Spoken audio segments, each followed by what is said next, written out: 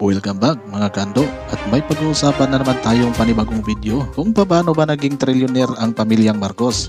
At bago natin yan umpisahan, anyanyahan ko muna kayong mag-subscribe sa aking munting channel kung bago pa lang kayo sa aking channel. At samahan nyo na rin mag-pindot ng notification bell upang updated po kayo sa mga susunod nating upload ng mga video katulad nito.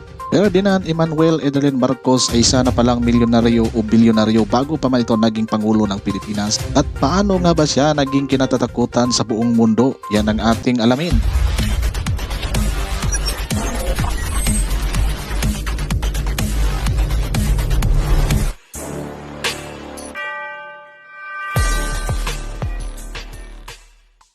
Maraming mga katanungan ang nabuo sa publiko kung saan nga ba nanggaling ang yaman ng pamilya Marcos. Well, noong 1944 pagkatapos ng World War II, nagkaroon ng Bretton Woods Conference na ginaganap sa New Hampshire, USA na dinadaluhan ng 44 countries kasama na ang Pilipinas representing by Carlos P. Romulo. At dito nabuo ang desisyon na US dollar ang magiging official currency ng world market dahil na rin sa Allied Forces ang nanalo sa World War II. Sa Bretton Woods Conference nabuo ang World Bank o International Bank for Reconstruction and Development at IMF pagkatapos yan ng World War II. Wasak ang mga bansa at bagsak ang ekonomiya. Paano makaahon ng mga bansa at paano nila ma-rebuild ang kanilang lipunan mula sa pagkabagsak dulot ng giyera?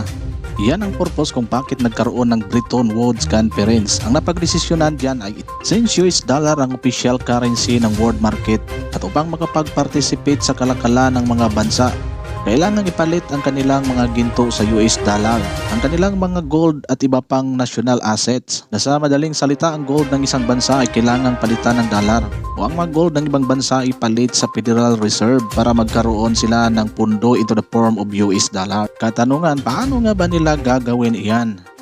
Ang requirements kasi na napag-usapan sa Bretton Woods Conference ay dapat magkaroon ng central bank ang bawat bansa.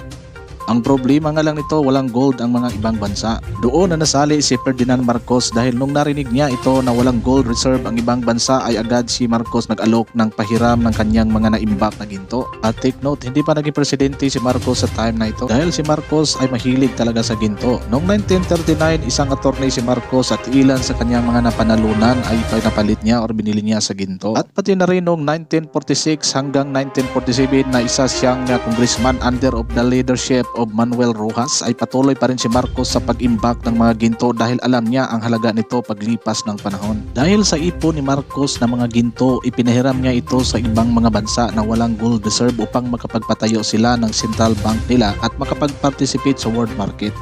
At dahil yan, malaki ang utang na loob ng mga bansa na pinahiram niya ng ginto. Take note, hindi pa naging presidente si Marcos niyan. Sa madaling salita, tinulungan ni Marcos ang mga bansa upang makapag-comply sa requirements ng World Bank. Pero in return, ano naman kaya ang pakinabangin ni Marcos sa kanila? Natural, hindi naman pwedeng walang pakinabangin si Marcos sa kanila. Kaya ang usapan na pinahiram sila ng ginto na magkaroon sila ng gold reserve, pero ang kapalit nito ay babayaran nila si Marcos ng tubo mula sa kanyang mga ginto ayon sa base rate ng US dollar per ounce. Noong taong iyon, $35 ang base rate ng isang toneladang ginto ay katumbas ng 35,000 ounces. Ibig sabihin, kung pinahiram sila ni Marcos ng isang toneladang ginto, $35 times 35,000 ounces ang bayad nila kay Marcos. That was the base rate na sinate ng Bretton Woods na value ng per ounce ng gold. So ibig sabihin, kumita ang ginto ni Marcos sa isang taon ng halagang $1.2 million noong taong iyon. E paano kung hindi lang isang metric ton ang napahiram ni Marcos kada bansa?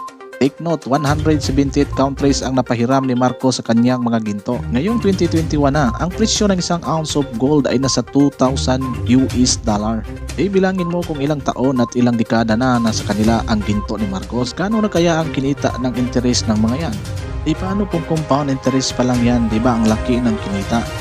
Tanong, bakit nahinto ang conversion ng mga ginto into dollars ngayon? Ang sagot, noong 1971, idideklara ni US President Richard Nixon ang pagpapatigil ng pag-convert ng ginto into dollar form dahil sa pressure sa kanya ng deep state.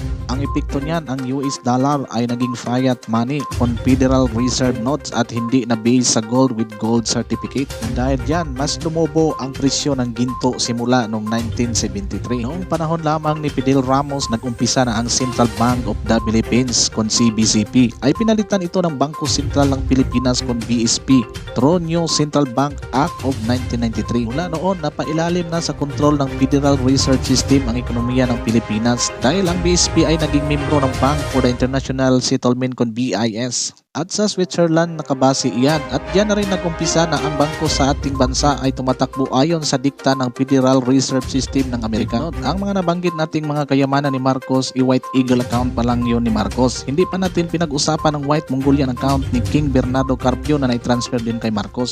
Hindi pagkasali dyan ang White Vatican account na na-transfer din kay Marcos noong 1974 pagkamatay ni Santa Romana. Mas malaking mga ginto yan dahil ancient wealth yan na pinagkatiwala sa Vatican. Nagustong ang kini ng mga ibang gustong umangkin yan pero naisalba pa rin ni Marcos para sa sambayan ng Pilipino. At hindi pa kasama diyan ang Kiram account ng Solo Sultanate na ipinagkatiwala din kay Marcos. At mas lalong hindi pa kasali diyan ang mga gintong Yamashita noong World War II na na-recover ni Marcos at ng mga military noong martial law. At isinama ni Marcos sa trust account. Ngayon, hindi ka makapaniwala na nagawa ni Marcos yan at mas lalong hindi ka maniwala na intelligent investor si Marcos. Hindi ka makapaniwala sa talino ni Marcos. Upon maturity of all his invested assets na nagsilbing collateral reserve sa iba't ibang mga central bank, na kumita ng sobrang laking interest ang kanyang mga investment sa loob ng 7 dekada. Nasa hanggang ngayon ay patuloy na nag-i-interest at automatic na nagko-compound interest upon expiration of determined maturity of the number of years of deposit. Kaya noong in-interview si Imelda Marcos ni Mel Tiangco ay pinahayag niya na kayang-kayang bayaran ng Marcos Wealth ang lahat ng utang ng Pilipinas. Take note, interest pa lang ang pinag-uusapan nating lahat. Hindi pa kasali dyan yung mismong mga asset of gold and wealth na nakalagay lang permanently sa mga designated vaults nito. Diyan natin makikita kung gaano talaga katalino si Marcos. Atay na si Marcos pero malaking tulong pa rin siya sa sambayan ng Pilipino. Dahil noong kinoconsolidate ni Marcos ang lahat ng mga gold asset na yan sa isang trust account or trust fund at idiniklara niya sa isang dokumento nito na ang tagapagmana ay ang people of the Philippine Islands. Ngayon mga kaando, anong masasabi mo patungkol sa talino at yaman ni Marcos? I-comment mo yan sa ibaba at ating babasahin yan at pupusuan natin yan isa-isa. At bago tayo magpaalam, shoutout natin lahat ng ating mga kaibigan na patuloy na nakasuporta dito sa aking YouTube channel. At hanggang dito na lang at hanggang sa muli. Maraming salamat po.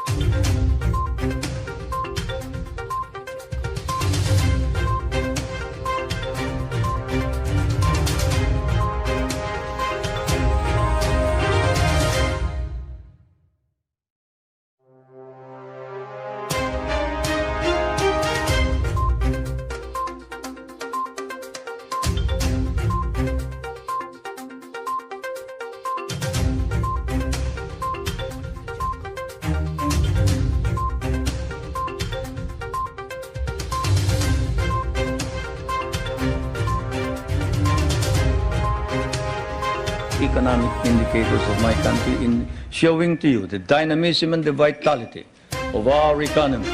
We have changed our economy such that we hope to be able to be self-sufficient.